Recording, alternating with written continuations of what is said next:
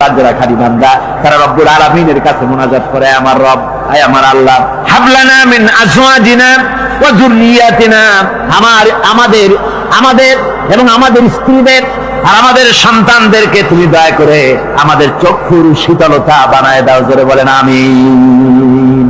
ওয়াজআলনা লিল মুত্তাকিনা ইমামা, আর আমার এই সন্তানদেরকে তুমি মুত্তাকিদের ইমাম বানায় দাও। শুধু মুত্তাকি বানায় না, মুত্তাকিদের নেতা বানায় দাও। জোরে বলেন সুবহানাল্লাহ। আর যারা মুমিন বান্দা, আল্লাহর বান্দা, যারা খাঁটি বান্দা, তারা এই রাত তারা আল্লাহর ইবাদতের ভিতর থেকে কান্দাকাটির মধ্য দিয়ে দাঁড়িয়ে দাঁড়িয়ে অথবা সেজদার ভিতরে তারা তাদের রাত কাটিয়ে দেয়।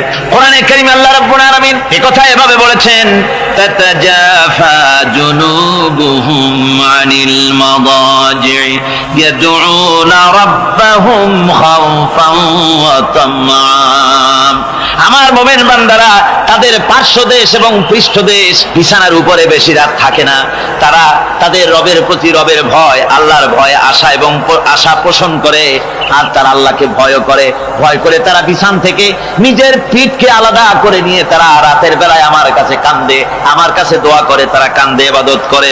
সূরা যারিয়াতের ভিতরে রব্বুল আলামিন বলতেছেন, কানু কালিলাম মিনাল লাইলি মা ইয়াহজাউনা ওয়া বিল আসহারি হুম ইস্তাগফিরুন।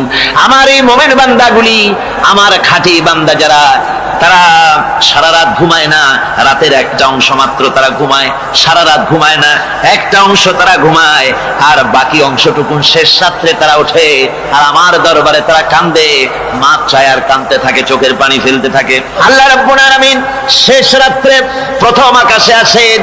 হাদিস শরীফে এসেছে, প্রথম আকাশে আল্লাহ রাব্বুল আলামিন এসে দুনিয়ার মানুষকে ডাকেন, কে আছো? গুনাহ করে জীবন বোঝাই করে ফেলেছো, নাফরমানি করেছো, গুনাহ করেছো, অথবা বিপদে পড়েছো, ঋণগ্রস্ত হয়ে পড়েছো, অসুবিধায় পড়েছো, মামলা মোকদ্দমায় পড়েছো, আমার কাছে মাপ চাও, আমার কাছে সাহায্য চাও। এই সময় যে সমস্ত বান্দারা আরামের ঘুমকে হারাম করে আল্লাহর দরবারে কাঁদতে থাকে, তাহাজ্জুদের নামাজ আদায় করে যখন হাত তুলে কাঁদে, আল্লাহ পাক তখন এই দৃশ্য দেখে ফেরেশতাদের বলেন, ও আমার ফেরেশতারা, আমার ওই বান্দাগুলি কাঁদে কেন? সমস্ত মানুষ যখন ঘুমানো, এই বান্দাগুলি কাঁদে কেন বলো? ফেরেশতারা বলে, আল্লাহ তুমি তো ভালো করে জানো। ফেরেশতারা বলে, আল্লাহ পাক বলবেন, তবুও তোমাদের মুখ থেকে শুনতে চাই। ফেরেশতারা তখন বলবে, রব্বুল আলামিন তোমার বান্দা গুনাহ করেছে, জাহান্নামের ভয়তে তোমার কাছে কাঁদতেছে, তোমার ভয়তে কাঁদে, জাহান্নামের ভয়তে কাঁদে। আল্লাহ জিজ্ঞেস করেন, ফেরেশতারা, ওরা যে আমার ভয়তে কাঁদে, ওরা কি আমারে দেখছে নাকি? ফেরেশতারা বলেন, না, খোদা তোমারে দেখে নাই। আল্লাহ পাক বলেন, ওরা আমার যে জাহান্নামের ভয়তে কাঁদে, ওই জাহান্নাম তারা দেখেছে নাকি? ফেরেশতারা বলে, না আল্লাহ, তোমার জাহান্নাম ওরা দেখে নাই, তোমার বেহেশত কিছুই দেখে নাই। আল্লাহ পাক বলেন, আমার ফেরেশতারা, এই বান্দাগুলি আমার দুজক দেখে নাই, আমাকে দেখে নাই, হাসর মিজান সিরাত কিছুই দেখে নাই, শুধু কোরআনের কথা শুনে, আমার নবীর কথা শুনে, আমার কোরআনের কথা শুনে বিশ্বাস করে আরামের ঘুমকে হারাম করে কিভাবে কাঁদতেছে তাকায় দেখ। আমার রহমতের দরিয়ায় জোশ মেরে গেছে, তোরা সাক্ষী থেকে যা, আমার ওই ক্রন্দনরত বান্দাগুলিকে আমি আল্লাহ মাফ করে দিলাম। আমার ভাইরা, আল্লাহ পাক বলেন, আম্মান হুয়া কানিতুন আনা আল-লাইলি সাজিদাও ওয়া কাইমান। আল্লাহ রাব্বুল আলামিন বলেন, সিজদার ভিতরে আর দাঁড়ানোর ভিতরে আমার এই বান্দাগুলি আখিরাতে আমার সঙ্গে দেখা করা লাগবে এই ভয়তে, জাহান্নামের ভয়তে তারা কাঁদে, এভাবে কাঁদতে থাকে। আর আল্লাহ পাক ওই সময় তাদের গুনাহ মাফ করতে থাকেন। কোরআনে কারীমের ভিতরে আল্লাহ পাক বলেন, সারা রাত ঘুমাতে আল্লাহ নিষেধ করেছেন, সারা রাত যেন ঘুমায়ো না, পাইকারি ধরে ঘুমায়ো না, একটু জাগো। ওয়াজকুর ইসমা রাব্বিকা বুকরাতাও ওয়া আসীলা। সকাল এবং সন্ধ্যায় তোমার প্রভুর, তোমার রবের জিকির করো, স্মরণ করো। ওয়া মিনাল লাইলি ফাসজুদ লাহু ওয়া সাব্বিহহু লাইলান তাওয়িলা। তোমার রাতের বেলায় রাতের একটা অংশ সেজদায় অবনত হও, আর রাতের দীর্ঘ সময় ঘুমায় থেকো না, হয় একটা লম্বা সময় ঘুমাও, কিন্তু একটা অংশ রাখো যে সময় তুমি আমার দরবারে সেজদায় পড়ে যাবে, কাঁদবে। আল্লাহ পাক বলে বান্দা যখন আমাকে ডাকে আমি বান্দার একদম নিকটে, তার ঘাড়ের চাইতেও নিকটে। ওয়া নাহানু আকরাবু ইলাইহি মিন হাবলিল ওয়ারিদ। আমি আমার বান্দার সারা যে রগের উপরে তার মাথা, এর থেকেও আমি আমার বান্দার বেশি নিকটে। সুবহানাল্লাহ পড়ে। আমি তোমার কাছে, আমার কাছে মাপ চাও, যত বড় গুনাহ হোক। ওয়াকালা রাব্বুকুম উদউনি আস্তাজিব লাকুম। তোমার প্রভু তোমাকে ডেকে বলেছে আমাকে ডাকো, আমি মাফ করে দেব। সুবহানাল্লাহ। কত বড় কথা, আমাকে ডাকো, নিরাশ হয়েও না, হতাশ হয়েও না। আল্লাহর গজব বেশি না রহমত বেশি? আল্লাহর রহমত বেশি। হাদিসে কুদসির ভিতরে এসেছে, আল্লাহ পাক বলেছেন কোন বান্দা যদি আমার দিকে এক বিগত অগ্রসর হয়, আমার রহমত তার দিকে এক হাত এগিয়ে যায়। কোন বান্দা যদি আমার দিকে হেঁটে আসে, আমার রহমত তার দিকে দৌড়ে যায়। বান্দা যখন আল্লাহর দরবারে দুহাত উঁচু করে চোখের পানি ফেলে দেয়, মুসলিম শরীফের হাদিসের ভিতরে এসেছে গভীর রাত্রে, রাতের তৃতীয় অংশে আল্লাহ রাব্বুল আলামিন প্রথম আকাশে আসেন আর ডেকে বলেন, পৃথিবীতে আছো নাকি কেউ গুনাহ করে জীবন বরবাদ করে দিয়েছো, আমার কাছে মাপ চাও। ঋণগ্রস্ত আছো, অসুস্থ আছো, অপমানিত আছো, কে আছো মাজলুম, আমাকে ডাকো, আমার কাছে বলো, আমি ডাকে সাড়া দেব, জীবনের আশা পূরণ করে দেব। ওই সময় যেই সমস্ত লোকেরা কাঁদে তাহাজ্জুদের নামাজ পড়ে, আল্লাহ জিজ্ঞেস করেন ফেরেশতারা, অমুক অমুক দেশ অমুক অমুক বান্দারা কাঁদে কেন? ফেরেশতারা বলে রব্বুল আলামিন তুমি তো ভালো করে জানো। আল্লাহ বলেন জানি, তবুও তোমাদের মুখে শুনতে চাই। তারা বলে রব্বুল আলামিন তোমার এই বান্দা গুনাহ করেছি, গুনার জন্য মাফ চায়, জাহান্নাম থেকে বাঁচতে চায়। আল্লাহ পাক বলেন ফেরেশতারা আমার এই বান্দারা আমারে দেখেছে নাকি? বলে দেখে নাই। বলে আমার দোজখ দেখেছে নাকি? বলে না, তাও দেখে নাই। আমার বেহেশত দেখেছে নাকি? বলে না, তাও দেখে নাই। আল্লাহ পাক বলেন ফেরেশতারা সাক্ষী থাকো, ওরা আমাকে দেখে নাই, আমার বেহেশত দোজখ কিছুই দেখে নাই, শুধুমাত্র আমার নবীর কথা, আমার কোরআনের কথা বিশ্বাস করে আরামের ঘুমকে হারাম করে যেভাবে তারা কাঁদতেছে, সাক্ষী থেকে যাও ফেরেশতারা, আমার রহমতের দরিয়ায় জোশ মেরেছে, আমার ওই ক্রন্দনরত বান্দাগুলিকে আমি আল্লাহ মাফ করে দিলাম। সুতরাং মুমিন বান্দা যারা, আল্লাহর মুমিন বান্দা যারা, এই ঈমানের কোয়ালিটি, এটাও হতাশায় নিরাশায় ভেঙে পড়বে না। গুনাহ তো মানুষই করে, গুনাহ হয়ে গেছে, মাপ চাও। তোমার গুনাহ কদ্দুর? তোমার গুনাহ যদি হয় পাহাড় সমান, আল্লাহর রহমত আকাশ সমান। জাহান্নামের কঠিন শাস্তি থেকে বাঁচতে হলে আল্লাহর প্রতি ঈমান আনতে হবে। আর ঈমান আনলে যে কোয়ালিটিগুলি হওয়া উচিত, সেগুলি আমি আপনাদের সামনে আলোচনা করছি। এরপর আরেকটি কোয়ালিটি হবে মুমিনের, তা হলো কঠোর কঠিন বিপদে অবিচল থাকবে, বিপদে ভেঙে পড়বে না। বিপদ আপদ, শত্রুতা, ক্ষয় ক্ষতি যা কিছু হয় সবই আল্লাহর পক্ষ থেকে, এটা মেনে নিতে হবে এবং ধৈর্য ধারণ করতে হবে। বিপদ মুসিবত শুধু উম্মতের জন্য নয়, দুনিয়ার সমস্ত নবীদের বিপদ এসেছে, হয় নাই? নবীদের বিপদ আসে নাই? কোরআনে কারীম থেকে শুনুন, আল্লাহ রাব্বুল আলামিন বলেন, ওয়াকাযালিকা জাআলনা লিকুল্লি নাবিয়্যিন আদুওয়াম মিনাল মুজরিমিন। আল্লাহ পাক বলেন এমনি করে আমি সকল নবীদের শত্রু বানিয়ে দিয়েছি, সব পাপিষ্ঠ আর অপরাধ প্রবণ লোকদেরকে। প্রত্যেক যুগে নবীদের শত্রু ছিল, প্রত্যেক যুগে নবীদের কি ছিল? শত্রু ছিল। সে শত্রু কারা ছিল? আল্লাহ পাক বলছেন নবীদের শত্রু ছিল পাপিষ্ঠ আর অপরাধ প্রবণ লোক, এরাই ছিল নবীদের দুশমন। রাসূলগণের অবস্থা যদি এই হয়, তাহলে তার উম্মত, ওই দিনের ধারক বাহক যারা, তাদের বুঝি বিপদ আপদ হবে না নাকি? হবে কিনা? তো ইসলামের বিরোধিতা যারা করে, কোরআনের পরিভাষায় বলা হয়েছে ইসলামের দুশমন, নবীদের দুশমন। দুনিয়ার সব পাপিষ্ঠ আর অপরাধ প্রবণ লোকেরাই ইসলামের দুশমন হয়, নবীদের দুশমন হয়। আজও দেখেন, আজও তাকিয়ে দেখেন, ইসলামী আন্দোলনের বিরোধিতা যারা করে তারা পাপিষ্ঠ চরিত্রের কিনা, তাকায় দেখেন, খুঁজে দেখেন, সর্বত্র খুঁজে দেখুন, খুঁজে দেখুন। যারা ইসলামী আন্দোলনের বিরোধিতা করে, যারা ইসলামকে মিটিয়ে দেওয়ার চেষ্টা করতেছে, যারা ইসলামকে মৌলবাদ বলে, ইসলামকে সাম্প্রদায়িক বলে, কোরআনে কারীমের কথা কত স্পষ্ট যে নবীদের দুশমন হয়, ইসলামের দুশমন হয় মুজরিম লোকেরা, অপরাধ প্রবণ আর পাপিষ্ঠ লোকেরা। আজও আমরা দেখতে পাই এই শ্রেণীর লোকেরা পাপিষ্ঠ এবং সবচাইতে সমাজের নিকৃষ্ট ধরনের চরিত্রহীন লোক। নামাজ নাই। আপনি খুঁজে দেখেন ইসলামী আন্দোলনের বিরোধিতা যারা করছে, যারা নেতৃত্ব দিচ্ছে, নামাজ নাই, রোজা নাই, চরিত্র নাই, হজ নাই, যাকাত নাই, মদ, জুয়া, জেনা, ব্যভিচার ইত্যাদিতে লিপ্ত। চেহারা দেখলে ছেলেপেলেরা 2 গ্লাস পানি খায় ভর চোটে। কথা ঠিক কিনা কয়? এই হলো অবস্থা। মারে কেন?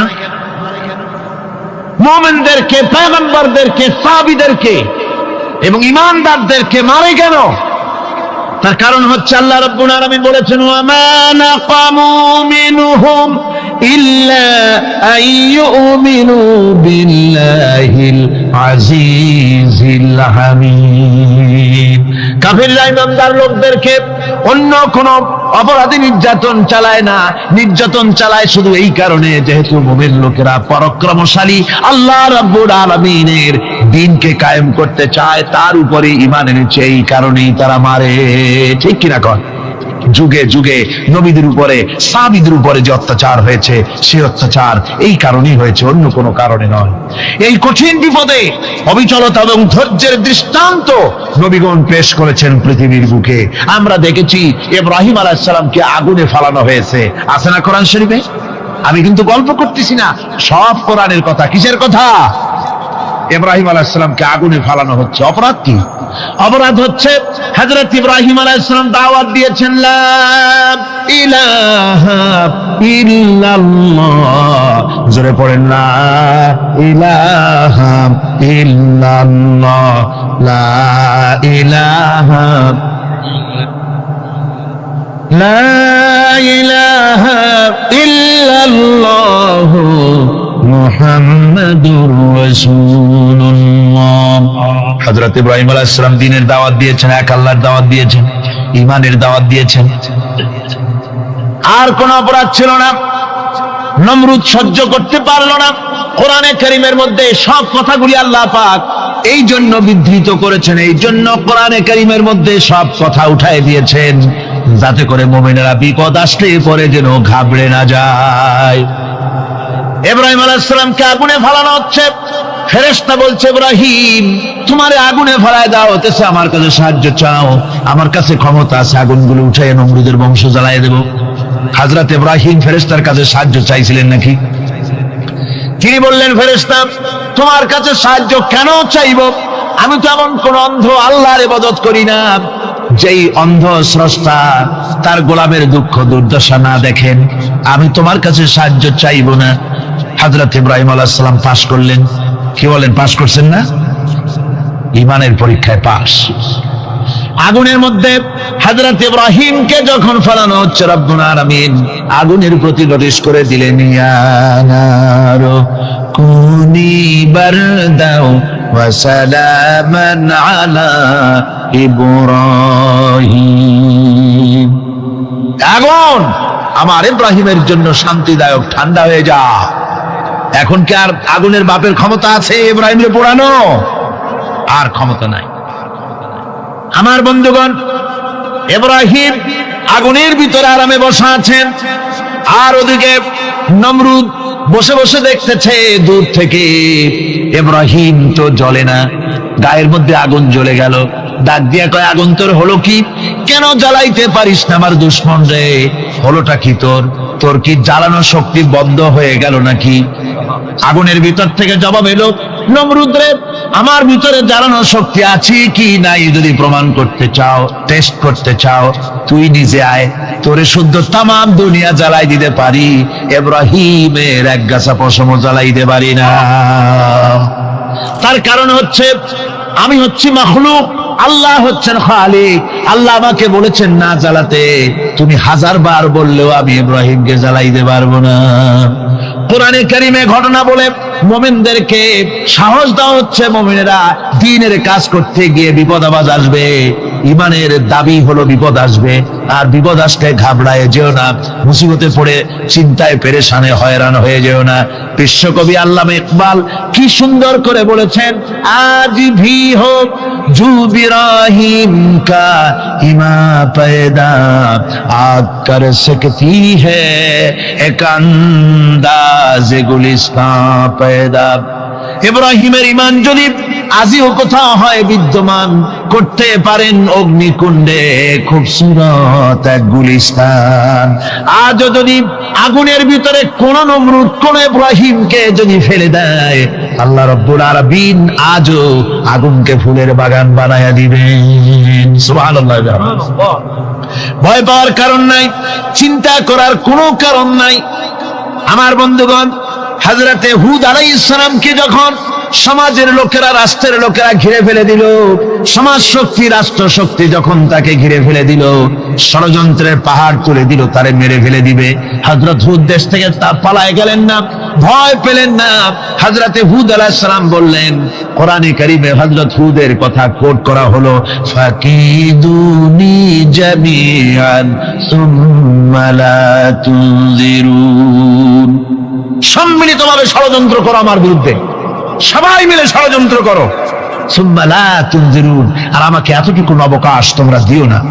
ইন্নী তাওয়াক্কালতু আলাল্লাহি রাব্বি ওয়া রাব্বিকুম, আমি ভরসা করেছি সেই আল্লাহর উপরে, যার কুদরতি হাতের ভেতরে, যিনি আমাদের রব তোমাদেরও রব, আর যার কুদরতি হাতের ভিতরে তামাম পৃথিবীর জানগুলি যার হাতে, সে আল্লাহর উপরে ভরসা করেছি। ষড়যন্ত্র যদ্দূর আছে করতে থাকো, আমি ষড়যন্ত্র পরোয়া করি না। সুবহানাল্লাহ। আল্লাহ নবী ঘুমের থেকে জেগে হযরত আলীকে ডেকে বলেন, আলী, আল্লাহ অর্ডার করেছেন আমি মদিনায় চললাম, আমার বিছানার পরে আমার চাদর গায়ে দিয়ে শুয়ে থাকো।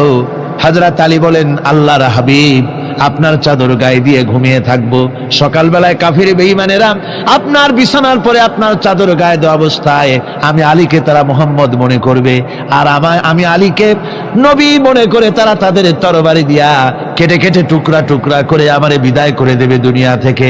এতটুকুনো পরোয়া করি না, বরং আমার দিলের মধ্যে এটাই তৃপ্তি থাকবে যে আমি আলীর জীবনের বিনিময় আল্লাহর হাবিব দুনিয়ায় বেঁচে আছেন। নবীজি ঘরের থেকে বেরোলেন, চতুর্দিকে কাফেররা দাঁড়ানো, আল্লাহ নবী হাতে এক মুষ্টি বালু হাতে নিয়ে শাহ হাতের বজু পড়ে 3 বার দম করে বালুগুলো ছেড়ে দিলেন। বালিগুলি ঘরের চতুর্দিকে কাফেরদের চোখে চলে গেল। পরবর্তী সময় রব্বুল আলামিন ডেকে বলেন, নবীরে, বালি যখন নিক্ষেপ আপনি করেছিলেন, ধুলাগুলি আপনি তো শুধু নিক্ষেপ করেছিলেন, কিন্তু চতুর্দিকে কাফেরদের চোখে গেল কেমনে? একদিকে মেরেছিলেন, সেই দিকেই তো যাওয়ার কথা ছিল, চতুর্দিকের কাফেরের চোখে চোখে সেগুলো পৌঁছে গেল কেমনে? ওয়ামা রামাইতা ইদ রামাইতা ওয়ালাকিন্নাল্লাহ রামা। আপনি নিক্ষেপ করেন নাই, যখন আপনি নিক্ষেপ করেছিলেন আপনি তো শুধু বালু কণা ছেড়েছেন, আর ওই বালু কণাগুলি ঘরের চতুর্দিকে সব কাফেরদের চোখে পৌঁছবার দায়িত্ব আমার কুদরত গ্রহণ করেছিল। আমার ভাইয়েরা, নবীজি বিপদে, এতগুলি শত্রু তরবারি নিয়ে তিনি বিপদে ধৈর্য হারা হন নাই, আস্তে করে ঘরের থেকে বেরিয়ে হযরত আবু বকরের বাড়িতে গিয়ে হাজির। দরজায় গিয়ে আওয়াজ দিলেন, আবু বকর। অমনি দরজা খুলে গেল, লাব্বাইক ওয়া সাদাইক। হুজুর বলেন, আবু বকর রে, একটা ডাকে কেমনে সাড়া দিলে? তুমি কি ঘুমাইছিলে না? হযরত আবু বকর বলেন, হুজুর, আপনি বলেছেন আমাকে নিয়ে হিজরত করবেন, আমি মনে মনে চিন্তা করেছি, না জানি কত রাত্রে নবীজি আসেন, উঠতে যদি আমার দেরি হয়ে যায়, নবীজি যদি দরজার কাছে দাঁড়ায় দাঁড়ায় আমারে ডাকাডাকি করে, আর আমি যদি ঘুমায় থাকি, তাহলে আল্লাহর নবীর সঙ্গে বেয়াদবি হয়ে যাবে। এই মনে করে বিছানায় না ঘুমাইয়া আপনার গলার আওয়াজ শোনার জন্য এই দরজার সঙ্গে পিঠ লাগাইয়া লাগাইয়া দাঁড়াইয়া ঘুমাচ্ছিলাম। আল্লাহর নবী হযরত আবু বকরকে সঙ্গে করে নিয়ে চললেন মদিনার দিকে, উল্টা পথে রওনা করলেন। বারবার কাবা শরীফের দিকে তাকাতে লাগলেন। বুখারী শরীফে এসেছে, নবীজি বারবার কাবার দিকে তাকিয়ে বলতেছেন, রে কাবা, বড় আশা ছিল তোর কাছে থাকবো, তোর খেদমত করব, কিন্তু তোর নিষ্ঠুর সন্তানেরা তোর কাছে আমারে থাকতে দিল না রে। আল্লাহ নবী মিসফালা দিয়ে জাবালে কেদোয়ার উপর দিয়ে চলে গেলেন জাবালে সুরে। গুহার কাছে যখন গিয়েছেন, ফজর রক্ত হয়ে গেল। হযরত আবু বকর রাদিয়াল্লাহু তাআলা আনহু বলছেন, হুজুর আর উপায় নাই, দিন হয়ে গেল, এখন বুঝি ধরা পড়ে যাব, ওই গুহার মধ্যে গিয়ে আশ্রয় নেই। তবে আপনি দাঁড়ান, গুহার ভিতরেই পাহাড়িয়া গুহা, বিচ্ছু থাকতে পারে, সাপ থাকতে পারে, আমি আগে ঢুকি, যদি কোনো হিংস্র প্রাণী থাকে আমার উপর দিয়ে আঘাত হয়ে যাক, আল্লাহর নবী হেফাজতে থাকুক। হযরত আবু বকর রাদিয়াল্লাহু তাআলা আনহু গুহার ভিতরে নামলেন, নেমে গুহা সাফ করে হুজুরকে ডাকলেন। হুজুর তাশরীফ ফরমালেন গুহার মধ্যে। হুজুর বলেন, আবু বকর, হেঁটে হেঁটে কষ্ট হয়ে গেছে, তুমি বসো, তোমার উরুর উপরে মাথা রেখে আমি একটু ঘুমায়ে যাই। আল্লাহর হাবিব ঘুমায় গেলেন। হযরত আবু বকর লক্ষ্য করে দেখেন চতুর্দিকে অনেকগুলি গর্ত দেখা যায়। এই গর্ত থেকে সাপ আসতে পারে, বিচ্ছু আসতে পারে মনে করে নিজের গায়ের চাদর ছিঁড়ে ছিঁড়ে গর্তগুলি বন্ধ করা শুরু করে দিলেন। কয়েকটা গর্ত বন্ধ করার মতো চাদর আর নাই, পাও দিয়ে চেপে ধরলেন। এক পাহাড়িয়া বিষধর সাপ বেরোবার জন্য চেষ্টা করে বেরোবার পথ খুঁজে না পেয়ে হযরত আবু বকরের পায়ের উপরে দংশন করেছে। বিষের যন্ত্রণায় হযরত আবু বকরের চোখ থেকে পানি দরদর করে পড়ছে। রাসূলুল্লাহর ঘুম ভেঙে গেল। আল্লাহর নবী তাকিয়ে বলেন, আবু বকর, চোখে পানি কেন? বাড়ির কথা বুঝি মনে পড়ে গেছে? হযরত আবু বকর বলেন, ইয়া রাসূলুল্লাহ, আল্লাহর নামে কসম করে বলি, যেই দিন আমি ঈমান এনেছি ওই দিন থেকে আমার মা বাপ, আমার কোলে আমার সন্তান, আমার স্ত্রী, আমার জায়গা জমি ঘর বাড়ি, এমনকি আমার নিজের আত্মার চাইতে হুজুর আপনারে ভালোবাসি বেশি। তাহলে কাঁদো কেন? হযরত আবু বকর বলেন, হুজুর, বাড়ির জন্য কাঁদি না, ছেলেপেলের জন্য কাঁদি না, সাপে দংশন করেছে, যন্ত্রণায় কাঁদতেছি।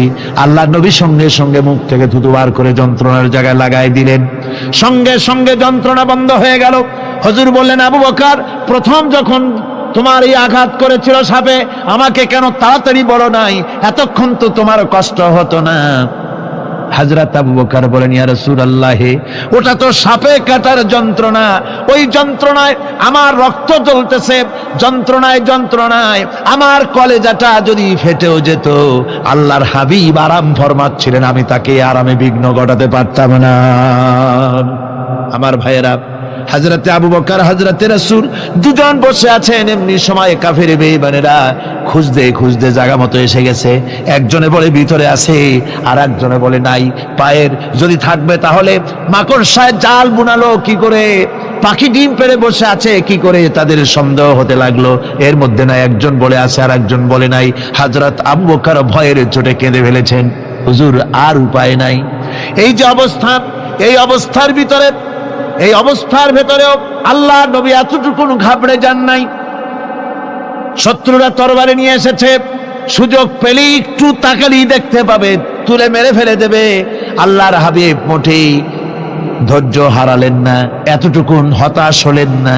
আল্লাহ পাকের হাবিব তার সাথীকে কি বললেন? তখন কোরআনে কারীম সূরা তাওবার মধ্যে আল্লাহ তা উদ্ধৃত করেছেন মুমিনদের জন্য, ইযহুমা ফিল গার ইয ইয়াকুলু লিসাহিবিহি লা তাহজান ইন্নাল্লাহা মা'ানা।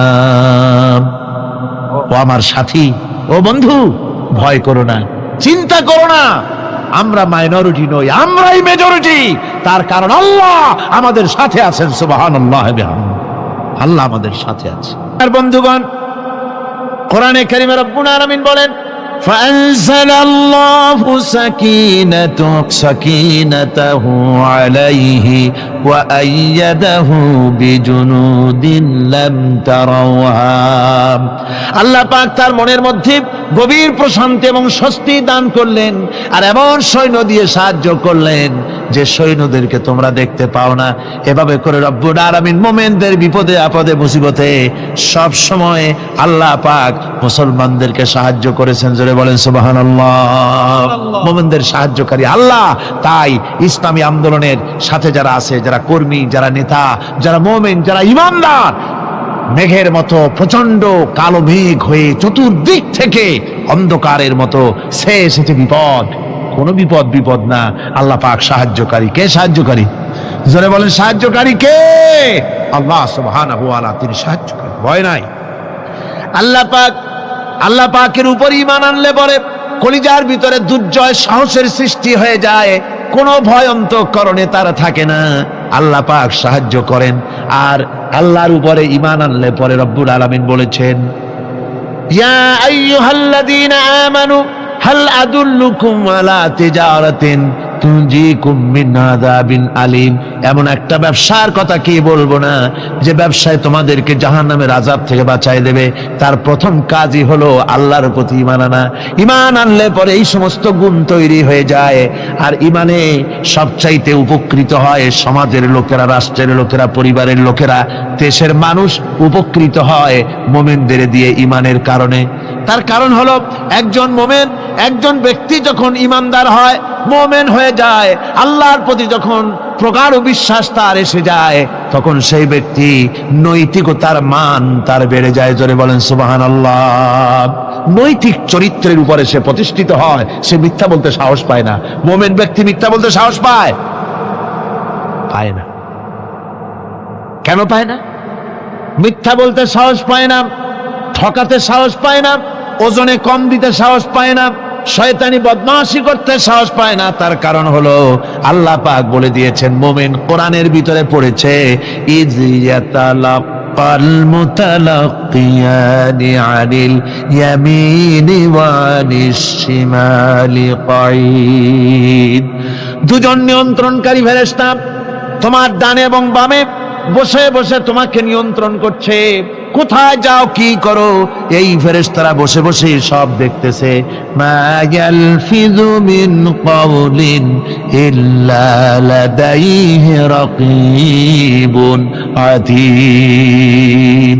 মানুষ এমন কোনো কথা বলে না যা ফেরেশতারা রেকর্ড না করে, সব রেকর্ড হয়ে যায়।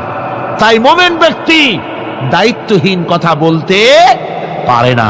মুমিন ব্যক্তির চরিত্র ভালো হয়ে যায়। সে যে কথা বলে বুঝে শুনে কথা বলে, সে যে ওয়াদা করে বুঝে শুনে ওয়াদা করে। যেহেতু সবকিছুর জবাব কিয়ামতে দিতে হবে। কোথায় দিতে হবে? কোথায় দিতে হবে? কিয়ামতে আল্লাহর দরবারে জবাব দিতে হবে। মহান আল্লাহ রাব্বুল আলামিন বলেছেন, ওয়ালাকাদ খালাকনাল ইনসানা ওয়া না'লামু মা তুওয়াসবিসু বিহি নাফসু। মানুষ সৃষ্টি করেছি আমি, তার অন্তঃকরণের ভিতরে ওয়াসওয়াসা কি হয় আমি জানি। এই জন্য মুমিনেরা মনের ভিতরে কোনো খারাপ কল্পনাও করতে পারে না। খারাপ কল্পনা করলেও তার হিসাব দেওয়া লাগবে আল্লাহর কাছে। কার কাছে? ওয়াইন তুবদু মিন আনফুসিকুম আও তুখফুহু ইউহাসিবুকুম বিহিল্লাহ। আল্লাহ বলেন, মনের মধ্যে যে সব কল্পনা করো তা প্রকাশ করো আর গোপন রাখো, ওইটার হিসাব নেব আমি আল্লাহ পাক। কিয়ামতের দিন আমার কাছে হিসাব দিতে হবে।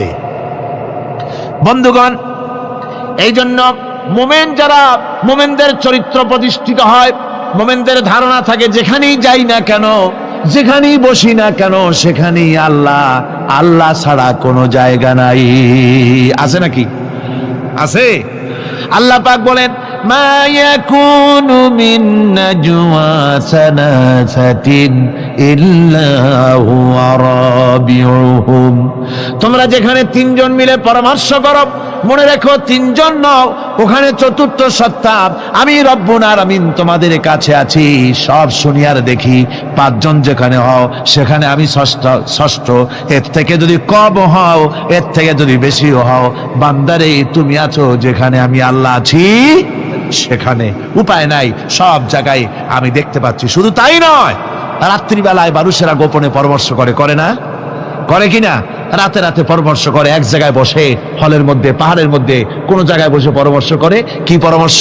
ইসলামী আন্দোলনের লোকদের মারবে, কোথায় তাদের ধরবে, কোথায় তাদের অত্যাচার করবে, এই সমস্ত পরামর্শ করে। আল্লাহ পাক বলছেন, শুনুন, আল্লাহ রাব্বুল আলামিন বলেন, ওয়া হুয়া মাআহুম ইয ইউবাইতুনা মা লা ইয়ারদা মিনাল কওল ওয়া কানা আল্লাহু বিমা তা'য়ামালুনা মুহীতা। আল্লাহ পাক বলেন, তিনি তো ঠিক সেই সময়ও তোমাদের কাছে থাকেন যখন তোমরা নিজেদের ঘরের মধ্যে বসে কোনো এক জায়গায় বসে আল্লাহর মর্জির খেলাফ পরামর্শ করো, আল্লাহ তখনও তোমাদের কাছে থাকেন।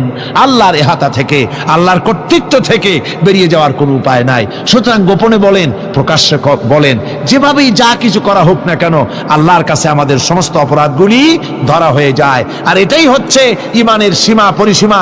তিলকা হুদুদাল্লাহ ফালা তা'তাদুহা, তিলকা হুদুদুল্লাহ, এটাই হচ্ছে আল্লাহর সীমানা।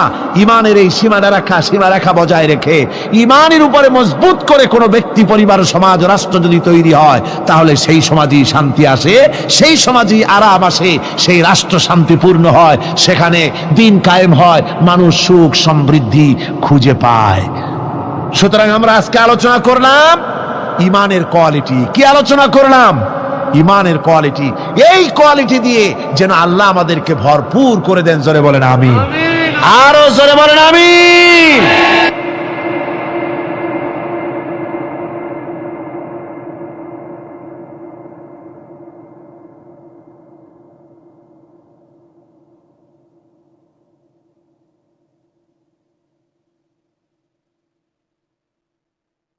একবার রাসূল পাক সাল্লাল্লাহু আলাইহি ওয়াসাল্লামের কাছে একজন মুশরিক এসেছেন, তার কাছে একটা ভাঙ্গা মূর্তি। হুজুর জিজ্ঞেস করলেন, তোমার মূর্তিটা ভাঙা কেন? লোকটি বলল যে এটি হচ্ছে আমার খোদা, একে আমি সব সময় সাথে রাখি, না জানি কোন সময় কোন বিপদে পড়ি, এই জন্য সাথে রাখি বিপদ থেকে বাঁচার জন্য। পথিমধ্যে আমার প্রকৃতির ডাক এলো, পেশাব পায়খানায় যাওয়ার প্রয়োজন হলো, তো মনে করলাম এমন জায়গায় এই খোদা নিয়ে যাওয়া উচিত না। খোদাকে রাস্তার উপরে রেখে তারপরে গেলাম কাম সারতে। কাম সেরে এসে দেখি যে এইটার মাথা থেকে শুরু করে পা পর্যন্ত ভিজা। মনে করলাম খোদার শরীর ভিজা, না জানি নিশ্চয়ই কোনো পবিত্র বরকতপূর্ণ পানি হবে। তো এই বরকতপূর্ণ পানি আমি নিজে একটু টেস্ট করলাম, জিহ্বা দিয়া চাটলাম, খাইলাম, দেখলাম যে কেমন কেমন গন্ধ আসে, আর কি একটা টক টক জাতীয় বিশ্রী রকমের। তো মনে করলাম পবিত্র পানি এরকমের গন্ধ হবে কেন? এদিক ওদিক তাকালাম, তাকিয়ে দেখি দূরে একটা কুকুর দাঁড়ানো, তার নিচের থেকে পানি টপকাচ্ছে। তখন ভাবলাম যে আসলে কোন বরকতের পানি এটা। আমি তখন রাগ করে এইটা ঠ্যাং ধরে আছাড় মারলাম যে তুই কি খোদা না তুই একটা হুদা? তুই তো নিজেরই ঠেকাতে পারিস না বিপদ থেকে, তো আমারে ঠেকাবি কি করে? হাদিস শরীফ এসেছে, রাসূল পাক সাল্লাল্লাহু আলাইহি ওয়াসাল্লাম তখন হেসে দিয়েছিলেন। সে হাসিতে হুজুরের দন্ত মোবারক বিকশিত হয়েছিল, শরীর মোবারক কেঁপে উঠেছিল। হুজুর জিজ্ঞেস করলেন, আমার কাছে কি বক্তব্য এসেছো? লোকটি বলছে, হুজুর আমার কাছে আজকে এইসব জিনিসের ব্যর্থতা, অসারতা ধরা পড়েছে, আমি তাওহীদের আশ্রয় নিতে এসেছি।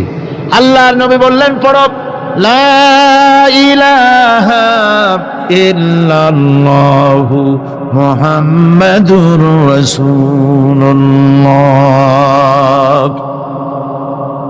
মুমিন ব্যক্তি আত্মমর্যাদার সৃষ্টি হয় তার কলিজার মধ্যে, আত্মসম্ভ্রম, আত্মসম্মান। সে কারো কাছে মাথা নত করবে না, তার কারণ সে জানে আমি যার গোলাম তিনি হচ্ছেন সকল ক্ষমতার উৎস। সকল ক্ষমতার উৎস কে? চিল্লায় বলতে হবে, সকল ক্ষমতার উৎস কে? কিন্তু আমার দেশের পার্লামেন্ট, আমার দেশের সংসদ, এই সংসদে নেতা নেত্রীরা সেখানে বসে বলেন সকল ক্ষমতার উৎস, সকল শক্তির উৎস জনগণ। বলেন এরকম, সকল ক্ষমতার উৎস জনগণ। এই ধরনের কথা বলা শিরক, বিশ্বাস করাও শিরক। জনগণের ক্ষমতা কোথায়? জনগণ শুধু ভোটের ক্ষমতা রাখে, ক্ষমতা দেওয়ার মালিক আর ক্ষমতা ছিনায় নেওয়ার মালিক। জোরে বলেন কে? জনগণই যদি ক্ষমতার মালিক হয়, তাহলে 9 বছরের রাজার 10 বছরের সাজা হয় কেমনে? জনগণ ক্ষমতার মালিক নয়, এটি একটি মিথ্যে কথা। এই কথাটি শিরক। কোন মুসলমানের এ কথা বিশ্বাস করা উচিত নয়। কথা বুঝতে পেরেছেন? কোন মুসলমানের বিশ্বাস করা উচিত নয়। আল্লাহ পাক পরিষ্কার বলেছেন, আন্নাল কুওয়াতা লিল্লাহি জামিআ, সমস্ত ক্ষমতার উৎস কেবলমাত্র আল্লাহ সুবহানাহু ওয়া তাআলা। কিন্তু বেকুবরা বোঝে না, জনগণকে খুশি করার জন্য, তাদের ভোট যেন বারবার পাওয়া যায়, এই জন্য বলে সমস্ত ক্ষমতার উৎস জনগণ। বেকুবেরা, পাগলেরা বুঝে না, সেই জন্যই তারা এই কথাগুলি বলে। কয়েকটি কথা আমাদের দেশে চালু আছে যে কথাগুলি শুনলে খুবই খারাপ লাগে। একটা হচ্ছে সকল ক্ষমতার উৎস জনগণ, এটি মারাত্মক শিরকপূর্ণ কথা। আরেকটি কথা, যখন রেডিও টিভিতে বলা হয় যে কুতুবদিয়া, হাতিয়া সন্দ্বীপ, কক্সবাজার উপকূলীয় এলাকায় থেকে 280 মাইল স্পিডে বাতাস প্রবাহিত হবে, 30 ফিট উঁচু হয়ে জলোচ্ছ্বাস হবে, গ্রেট ডেঞ্জার সিগন্যাল নাম্বার 10 দেখাবার জন্য বলা হলো। সাথে সাথে তারপরেই রেডিও টিভি থেকে, সরকারি যন্ত্র থেকে সরকারের লোকেরা বলতে থাকেন, এই বিরাট তুফান, জলোচ্ছ্বাস এবং ঘূর্ণিঝড়ের মোকাবেলা করার জন্য সেনাবাহিনী প্রস্তুত করে রাখা হয়েছে। কি বেকুবি! 30 ফুট জলোচ্ছ্বাস হবে, সেনাবাহিনী করবে কি? বন্দুক নিয়ে দাঁড়ায় থাকবে? মোকাবেলা করবা? প্রচন্ড বাতাসের মোকাবেলা করবা তুমি সলিমুদ্দি? হ্যাঁ, বরং বলা যেতে পারে ঘূর্ণিঝড় এবং জলোচ্ছ্বাসের পরে যে দুর্যোগ সৃষ্টি হবে তড়িৎ গতিতে, আমরা সেই দুর্যোগকে, মানুষকে ঠেকাবার জন্য আমরা প্রাণ চেষ্টা চালাবো, আমাদের সব মেশিনারি সেজন্য প্রস্তুত আছে, এটা বলা যেতে পারে। কিন্তু ঝড়ের মোকাবেলা করব, মারাত্মক কথা, মারাত্মক কথা। আবার আরেকটি কথা খুবই মারাত্মক, এগুলো পত্র পত্রিকায় দেখি, অমুক দলের অমুক নেতা হসপিটালে মৃত্যুর সঙ্গে পাঞ্জা লড়তেছে। আজীব তামাশা! মৃত্যু কি তোমার মাইকেল টাইসন? মৃত্যু কি তোমার মোহাম্মদ আলী ক্লে যে পাঞ্জা লড়বা? মৃত্যুর সাথে পাঞ্জা লড়তে পারে এমন ক্ষমতা পৃথিবীর কেউ আছে? সুতরাং এগুলো জাহালাতের কথা, মূর্খতার কথা। মৃত্যু যন্ত্রণায় ভুগছে এটা বলা যায়, মৃত্যু যন্ত্রণায় কষ্ট পাচ্ছে বলা যায়, মৃত্যুর সাথে পাঞ্জা লড়ছে, সলিমুদ্দিন সাহস তো কম না। আমার ভাইয়েরা, সুতরাং সমস্ত ক্ষমতার উৎস কেবলমাত্র আল্লাহ সুবহানাহু ওয়া তাআলা। যাকে খুশি ক্ষমতায় দেন, যাকে খুশি ক্ষমতা থেকে নামায় দেন। এত বড় প্রচন্ড ক্ষমতার মালিক তিনি। রাতকে দিন বানান, দিনকে রাত বানিয়ে দেন, সাগরকে নগর করেন, নগরকে সাগরে পরিণত করে দেন, আমিরকে ফকির করেন, ফকিরকে আমির বানায় দেন, রাস্তার মানুষ ধরে নিয়ে, অপরিচিত লোক একজন ধরে নিয়ে রাষ্ট্রের মালিক বানায় দেন, প্রেসিডেন্ট বানায় দেন। আবার সম্মানের ফুলের মালা দিয়া গলা থেকে শুরু করে পা পর্যন্ত ফুলের মালা দিয়া ভরে দেন। নাফরমানি যখন বাড়তে থাকে, এত বড় ক্ষমতার মালিক আমার আল্লাহ রব্বুল আলামিন ফুলের মালাগুলি বাদ দিয়ে ফুলের মালার পরিবর্তে জুতার মালা গলায় পরাইয়া ফাঁসির মঞ্চে ঝুলাইয়া দেন। পারেন কিনা? প্রচন্ড ক্ষমতার মালিক তিনি। তিনি যদি কারো ক্ষমতা ছিনিয়ে নিবেন, এটা যদি সিদ্ধান্ত হয়, পৃথিবীর মানুষ তাকে ক্ষমতার উপরে রাখতে পারে? আর আল্লাহ যদি কাউকে ক্ষমতা দিতে চান, সেই ক্ষমতা থেকে তাকে মাহরুম কেউ করতে পারে? পারেন। সমস্ত ক্ষমতার একমাত্র মালিক হচ্ছেন কে? আল্লাহ সুবহানাহু ওয়া তাআলা। মানুষেরা বোঝে না, তাই আত্মম্ভরিতা ক্ষমতার মোহে কি করবে দিশা করতে পারে না। এই জন্য যারা মুমিন হবে তাদের এই চিন্তা মনের মধ্যে থাকবে, আত্মমর্যাদা আসবে, কারো সামনে হাত পাতবে না, হাত পাতবে তো আল্লাহ সুবহানাহু ওয়া তাআলার কাছে, কাউকে ভয়ও করবে না। আত্মমর্যাদার কারণে সে তার রিজিক সম্পর্কেও নৃশংস হয়ে যাবে, অর্থাৎ রিস্ক সম্পর্কেও তার পরোয়া থাকবে না, যে হক কথা যদি বলি তাহলে যদি আমার চাকরি না থাকে। আছেন এরকম লোক? হক কথা যদি বলি, চাকরি যদি না থাকে, দাওয়াত যদি আর না হয়, গুলি খেয়ে যদি মরি, এই চিন্তাও মুমিনের লোকের মধ্যে থাকে না, যেহেতু তার আত্মমর্যাদা এসেছে। রিস্কের মালিক মসজিদের মুতাল্লি নয়। অনেক ইমাম আছে মসজিদে, হক কথা বলতে সাহস পায় না, আছে না? চট্টগ্রামে না থাকতে পারে, বিভিন্ন জেলায় আছে, হক কথা বলার সাহস পায় না। মনে করে রিস্কের মালিক মুতাল্লি অথবা সেক্রেটারি। আর দুর্ভাগ্যজনক সত্য, বাংলাদেশের অধিকাংশ মসজিদের মুতাল্লি আর সেক্রেটারি এমন লোক যারা ধর্মনিরপেক্ষতাবাদে বিশ্বাসী, যারা ইসলামের রাজনীতিতে বিশ্বাস করে না। এ ধরনের বহু লোক মসজিদের সেক্রেটারি, মেম্বার, মুতাল্লি হয়ে বসে আছে, আর মসজিদের ইমামদেরকে হক কথা বলতে দেয় না, আছে না? ইমাম সাহেবরা, আমি কিন্তু পাইকারি কথা বলছি না, আলহামদুলিল্লাহ যোগ্যতা সম্পন্ন ইমাম আছেন যারা কথা বলেন। আবার কিছু লোক আছে যারা ভয় পান, আমি তাদের উদ্দেশ্যে বলছি, কোরআনে কারীম বলছে রিস্কের মালিক হচ্ছেন আল্লাহ সুবহানাহু ওয়া তাআলা। তোমার রিস্কের পরোয়াটা কিসের? ইন্নাল্লাহা হুয়ার রাজ্জাকু যুল কুওয়াতিল মাতিন। রিস্কের মালিক তো আল্লাহ পাক, তার হাতেই সমস্ত রিস্ক। রিস্ক কার হাতে?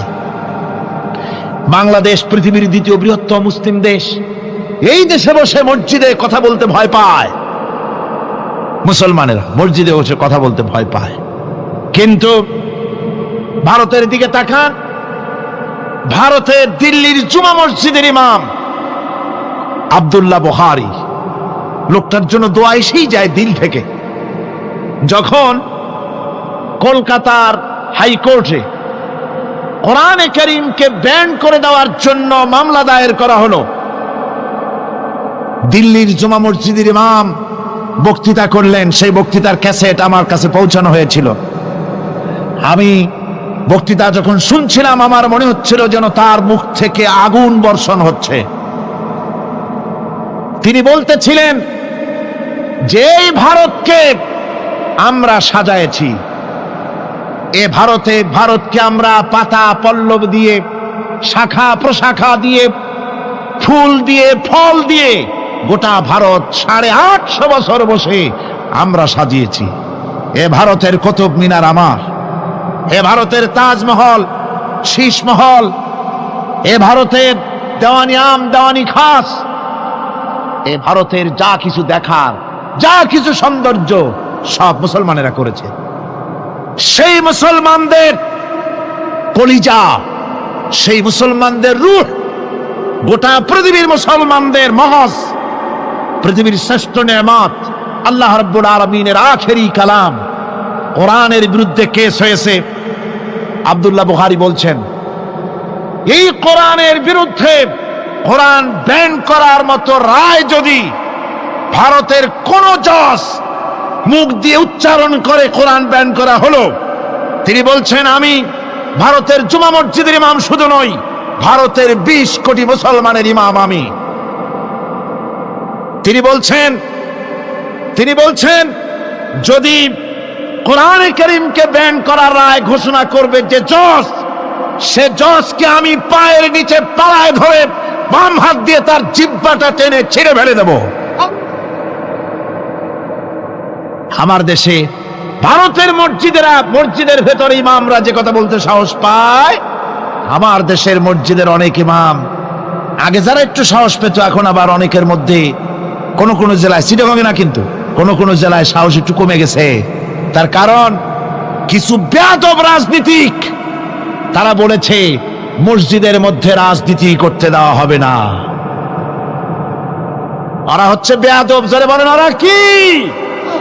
আরো জোরে বলেন ওই সব রাজনীতিবিদরা কি?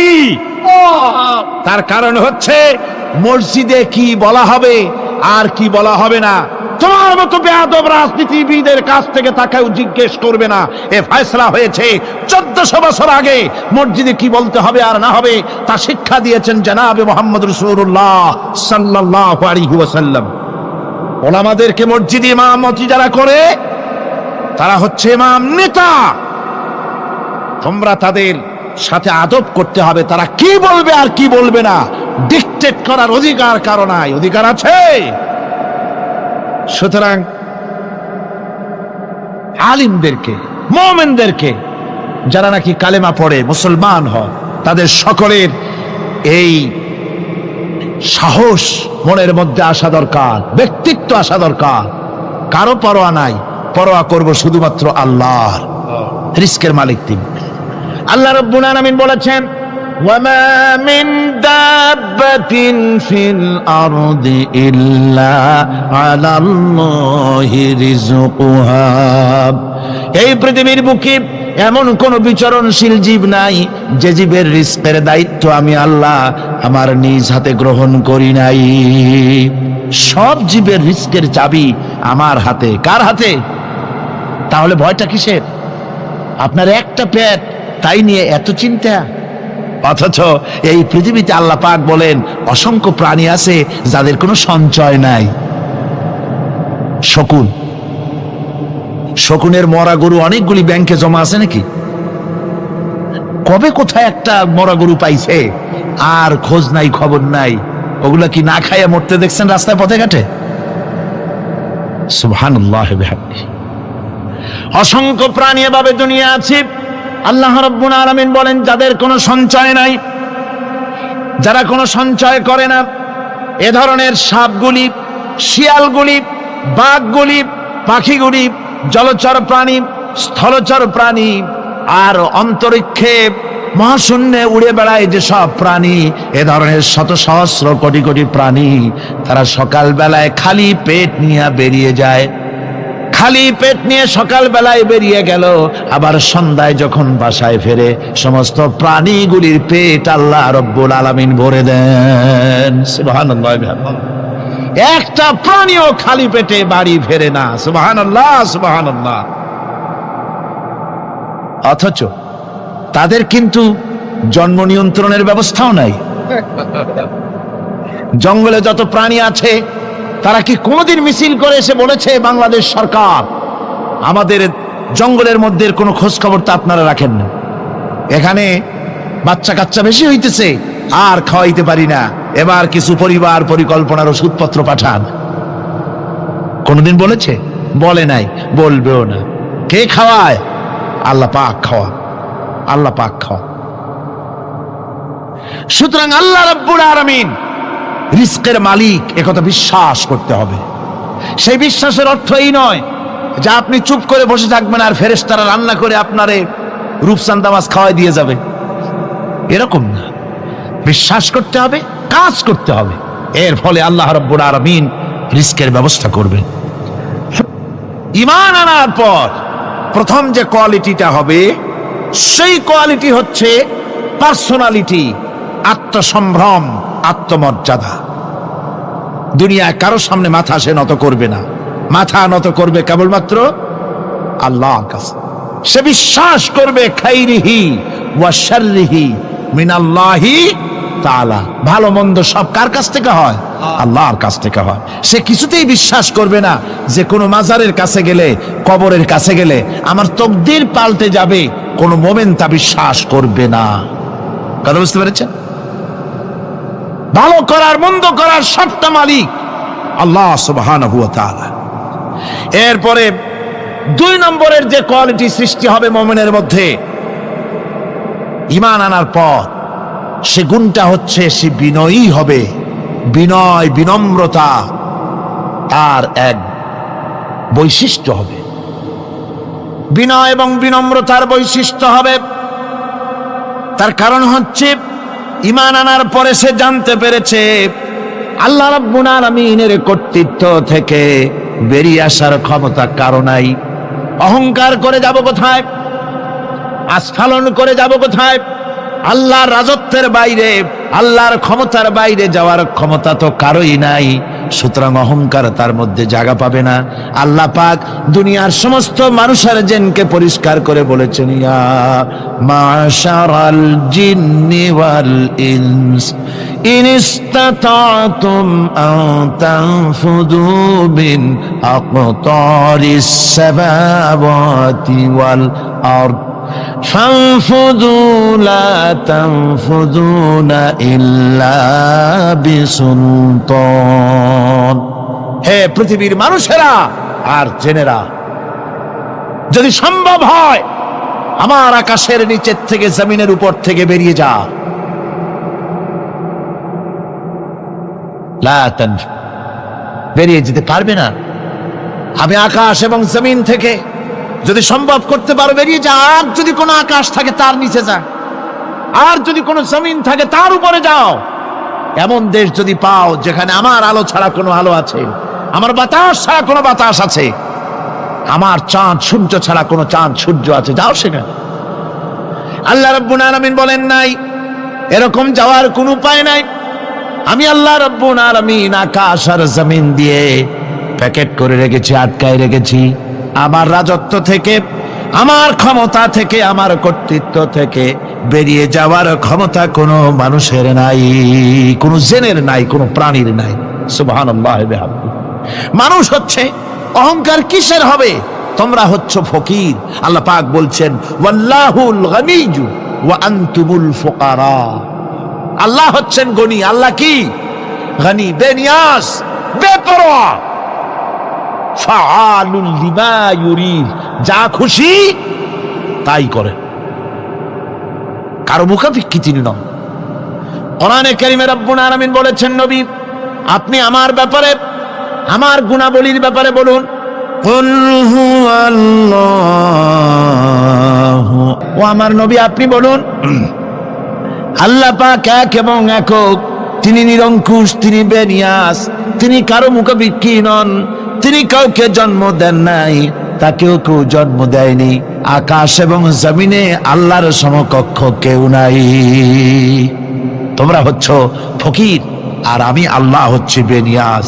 লিল্লাহি মা ফিস সামাওয়াতি ওয়া মা ফিল আরদ, আকাশে যা আছে জমিনে যা আছে সব আল্লাহর। সব কার? আল্লাহ পাকের। সুতরাং কিসের অহংকার, কিসের মাতবাড়ি? মানুষ পেছনের কথা ভুলে যায়, মোটেই চিন্তা করে না। একটু আগে যারা ক্ষমতায় ছিল আজকে তারা ক্ষমতা হারা, আজকে যারা ক্ষমতায় এলো তারা আবার ক্ষমতা মসনদে বসে দুনিয়ার সব বিপদ আপদ ভুলে যায়। কি করে আরো বেশি লুটপাট করা যায়, আরো বেশি মানুষকে শোষণ করা যায়, মানুষ এই চিন্তাই করে। অহংকারে, ক্ষমতার দর্পে ফেটে পড়ে, চিন্তা করে না পেছনের কথা। আল্লাহ রাব্বুল আলামিন বলেন যারা নাকি মুমিন বান্দাদের বিনয় এবং বিনম্রতা তাদের মধ্যে সৃষ্টি হয়ে যাবে, তার কারণ হলো আল্লাহ পাক বলেছেন ওয়ালা তামশি ফিল আরদি মারহান ইন্নাকা লান তাখরিকাল আরদা ওয়ালান তাবলুগাল জিবালা তুলা। ওয়ালা তামশি ফিল আরদি মারহান, আমার জমিনের উপরে অহংকার করে পা ফেলো না। তুমি কি পারবে অহংকার করে আমার জমিনটাকে ফাটাই দিতে? কি বলেন, পারা যাবে? অহংকার করে জমিনের উপরে লাথি মারেন জোরে, জমিন ফাটবে? ফাটবে না, আপনার পা ছিঁড়ে যাবে। আপনি কি পারবেন অহংকার করে পাহাড়ের উচ্চতা লাফ দিয়ে ছাড়াই যেতে পারবেন? তাও পারবেন না। সুতরাং আল্লাহ পাকের উপরে ঈমান আনলে পরে তাদের মাথা এভাবে নত হয়ে যায়, অহংকার তাদের মধ্যে জায়গা পায় না। অহংকার কিসের অহংকার তোমার? মানুষ তার জন্মের কথা, কোরআনে কারীম বলে মানুষ কি তার জন্মের কথা স্মরণ করে না? তোমার তো এমন অবস্থা ছিল দুনিয়ায় উল্লেখযোগ্য বিষয়বস্তু হিসাবে তুমি পরিগণিত ছিলে না। তুমি হচ্ছ, তোমার জন্মের উৎস কথা হচ্ছে এক ফোঁটা নাপাক পানি, এমন নাপাক পানি যা শরীর থেকে নির্গত হলে পরে গোসল করা ওয়াজিব হয়ে যায়। এমন এক ফোঁটা নাপাক পানি যার জন্মের উৎস, তার আবার অহংকার কিসের? পৃথিবীতে অহংকার যারাই করলো আল্লাহ পাক তাদেরকে ভালো করে দেখায় দিলেন। নমরুদকে দেখায়ছেন, ফেরাউনকে দেখায়ছেন। যুগের ছোট ছোট নমরুদ, ফেরাউন, যেখানে যেখানে খুদে খুদে ফেরাউন হয়েছে আল্লাহ সকলকেই দেখিয়ে দিয়েছেন। দেন নাই? দেখিয়ে দিয়েছেন। সুতরাং মাথা নিচু করে চলতে হবে, বিদ্যার বড়াই করা চলবে না। কত লেখাপড়া করেছো তুমি? এমএ পাশ করেছো, তাতে কি হয়েছে? সবেমাত্র বর্ণবোধ পড়েছো, জ্ঞানের রাজ্যে পা ঢুকিয়েছো, এখনো কিছু শেখনি। টাইটেল পাশ করেছো, তো কি হয়েছে? কদ্দূর শিখেছো? নিউটনের মতো মানুষ মৃত্যুর সময় বললেন, জ্ঞান সমুদ্রের বেলাভূমিতে দাঁড়িয়ে সামান্য বালু কণা নিয়ে নাড়াচাড়া করলাম, অথই সমুদ্রের কিছুই দেখতে পারলাম না। শেখ সাদি রহমতুল্লাহ আলাইহি ইন্তেকালের সময় বলেছেন, মালুম শোধ কি হিচ মালুম না শোধ, সারা জীবন সাধনা করে বুঝিলাম ইহা, যে কিছুই বুঝিলাম না।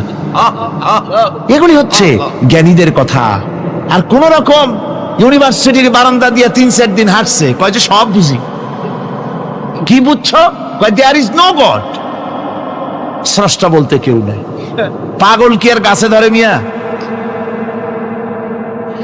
সুতরাং বিদ্যার বড়াই চলবে না, স্বাস্থ্যের বড়াই চলবে না, অর্থের বড়াই চলবে না। অর্থের বড়াই করবে, কত অর্থ তোমার হয়েছে, আল্লাহ যদি ইচ্ছে করেন ব্রেনের মধ্যে, মগজের মধ্যে এমন টিউমার করে দিবেন, মগজের মধ্যে এমন ক্যান্সার করে দেবেন, হার্টের ভিতরে এমন ক্যান্সার লাগায় দিবেন, 14 গোষ্ঠী বিক্রি করলে ঔষধের পয়সা হবে না। পারবে কিনা আল্লাহ কন, জোরে বলবেন পারবেন কিনা? এমন বহুত অসুখ আছে ডাক্তাররা বোঝেই না ঔষধ দেবে কি। হযরত ইউনূস আলাইহিস সালাম মাছে তারে গিলে ফেলে দিল, হতাশায় তিনি হার্ট ফেল করেন নাই। মাছের পেটের মধ্যে যদি কেউ চলে যায়, বেরিয়ে যাওয়ার জন্য কোনো ব্যাকডোর আছে নাকি কন? পালাবার কোন রাস্তা আছে? মাছের পেটের জানালা দরজা আছে কিছু? কিছুই নেই। তিনি হতাশ হলেন না, মাছের পেটের ভেতরে বসে হযরত ইউনূস আলাইহিস সালাম বুক ভরা আশা নিয়ে আল্লাহর দরবারে তিনি ঘোষণা করলেন, লা ইলাহা ইল্লা আনতা সুবহানাকা ইন্নী কুনতু মিনাজ জালিমিন। পড়েন না সবাই, লা ইলাহা ইল্লা আনতা সুবহানাকা ইন্নী কুনতু মিনাজ জালিমিন। হযরত ইউনূস আলাইহিস সালাম বললেন, আল্লাহ তুমি ছাড়া কোনো ইলাহ নাই, তোমার পবিত্রতা ঘোষণা করছি, আমি জালিমদের অন্তর্ভুক্ত হয়ে গেছি। তিনি যখন চিল্লাচ্ছিলেন, মাছির পেটের ভিতরে বসে যখন কাতরুক্তি করতেছিলেন, আল্লাহ বুঝি তখন শোনেন নাই সে কথা? কি বলেন? আল্লাহ বুঝি তখন তন্দ্রায় বা নিদ্রায় ছিলেন না? আল্লাহ পাক কি ঘুমান? তন্দ্রায় যান? লা তাখুযুহু সিনাতুন ওয়ালা নাওম। আল্লাহ রাব্বুল আলামিন বলেন, কোন তন্দ্রা বা নিদ্রা আল্লাহ রাব্বুল আলামিনকে স্পর্শ করে না। হযরত ইউনূস আলাইহিস সালাম যখন মাছের পেটের ভিতরে বসে চিৎকার মারলেন, আল্লাহ পাক বলেন, ইউনূস রে, তোমার ওই ডাক কেউ শোনে নাই, দুনিয়ার কোন রাজা বাদশাহ শোনে নাই, দুনিয়ার কোন বন্ধু বান্ধব তোমার শোনে নাই, কিন্তু আমি তোমার আরশের মালিক, আমি রব্বুল আলামিন শুনেছি। শুধু শুনি নাই, সঙ্গে সঙ্গে জবাব দিয়ে দিয়েছি। ফাস্তাজাবনা লাহু ওয়া নাজ্জাইনাহু মিনাল গাম্মি। পড়েন, ফাস্তাজাবনা লাহু ওয়া নাজ্জাইনাহু মিনাল গাম্মি ওয়া কাযালিকা নুজিল মুমিনিন। আল্লাহ পাক বলেন, আমি জবাব দিলাম। মাছের পেটের ভিতরে বেদনা শুরু হয়ে গেল, মাছ আর তলদেশে শুয়ে থাকতে পারলো না, সাঁতরাতে পারলো না, মাছ ভেসে উঠল উপরে। পেটের যন্ত্রণায় মাছ কিনারায় চলে এসে বমি করে দিতে পারলে যেন বাঁচি, এই অবস্থা মাছের হলো। কিনারায় চলে এলো, বমি করে ইউনূস আলাইহিস সালামকে ফেলে দিল, মাছও বাঁচলো, ইউনূস আলাইহিস সালামও বাঁচলো। আল্লাহ রাব্বুল আলামিন বলেন, মুমিনেরা শোনো, শুধু ইউনূসকে নয়, ওয়া কাযালিকা নুজিল মুমিনিন। এইভাবে করে মুমিন বান্দারা যদি আমাকে ডাকে, আমার কাছে যদি হাত ফায়লায়, আমি আল্লাহ রব্বুল আলামিন মুমিনদের এভাবে বিপদ মুক্ত করে দেই। আল্লাহ পাক বিপদ মুক্ত করে দেন। ওমান ইয়াত্তাকিল্লাহা ইয়াজআল লাহু মাখরাজা। আল্লাহকে যে ভয় করে, আল্লাহ তার জন্য রাস্তা খুলে দেন। জোরে কোন সুবহানাল্লাহ। দেখেন, ইউসুফ আলাইহিস সালাম জুলাইখা তাকে আটকায় ফেলেছে ঘরের মধ্যে, তালা দেওয়া, খিল দেওয়া, সিটকানি মারা, পালাবার পথ নাই, চতুর্দিকে উলঙ্গ নগ্ন চিত্র। আর এই সুন্দরী যুবতী নারী জুলাইখা তার প্রেম নিবেদন করেছে হযরত ইউসুফের কাছে। যৌবনে ভরা টকবগে যৌবনের যুবক হযরত ইউসুফ আলাইহিস সালাম, সৌন্দর্যের পিরামিড, বাঁচার কোনো পথ নাই জুলাইখার কুপ্রবৃত্তি চরিতার্থ করে দেওয়া ছাড়া। কিন্তু হযরতে ইউসুফ আলাইহিস সালাম আল্লাহ রাব্বুল আলামিনকে ডাকলেন, হতাশায় ভেঙে পড়লেন না, আল্লাহকে ভয় করলেন, আল্লাহকে ডাকলেন। আল্লাহকে ডেকে, আল্লাহকে ভয় করে তালাবদ্ধ দরজার দিকে যখন দৌড় মারলেন, রব্বুল আলামিন আপন কুদরতে দরজার তালাগুলি খুলে দিলেন। ভাইরা আমার, এভাবে করে মুমিনেরা কখনো হতাশ হয় না। ফাইন্না মাআল উসরি ইউসরা, ইন্না মাআল উসরি ইউসরা। মনে রাখতে হবে, দুঃখ কষ্টের সাথে থাকে সুযোগ সুবিধা, আর প্রত্যেক অসচ্ছলতার সাথে থাকে উদার সচ্ছলতা। এর কোনো বিপরীত কখনই হয় না। আল্লাহ রাব্বুল আলামিন এইভাবে করে মুমিনদেরকে বলেছেন যেন তারা হতাশায় ভেঙে না পড়ে। আল্লাহ পাক বলে, বান্দা যখন আমাকে ডাকে, আমি বান্দার একদম নিকটে, তার ঘাড়ের চাইতেও নিকটে। ওয়া নাহানু আকরাবু ইলাইহি মিন হাবলিল ওয়ারিদ। আমি আমার বান্দার সারা যে রগের উপরে তার মাথা, এর থেকেও আমি আমার বান্দার বেশি নিকটে। সুবহানাল্লাহ পড়ে। আমি তোমার কাছে, আমার কাছে মাপ চাও, যত বড় গুনাহ হোক। ওয়া ক্বালা রাব্বুকুম উদউনি আস্তাজিব লাকুম। তোমার প্রভু তোমাকে ডেকে বলেছে, আমাকে ডাকো, আমি মাফ করে দেব। সুবহানাল্লাহি ওয়া বিহামদিহি। কত বড় কথা, আমাকে ডাকো, নিরাশ হয়েও না, হতাশ হয়েও না। আল্লাহর গজব বেশি না রহমত বেশি? আল্লাহর রহমত বেশি। হাদিসে কুদসির ভিতরে এসেছে, আল্লাহ পাক বলেছেন, কোন বান্দা যদি আমার দিকে এক বিগত অগ্রসর হয়, আমার রহমত তার দিকে এক হাত এগিয়ে যায়। কোন বান্দা যদি আমার দিকে হেঁটে আসে, আমার রহমত তার দিকে দৌড়ে যায়।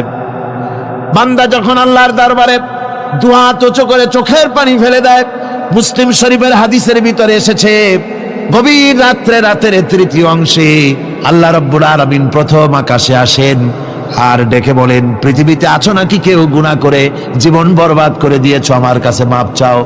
ঋণগ্রস্ত আছো, অসুস্থ আছো, অপমানিত আছো, কে আছো মাজলুম, আমাকে ডাকো, আমার কাছে বলো, আমি ডাকের সাড়া দেব, জীবনের আশা পূরণ করে দেব।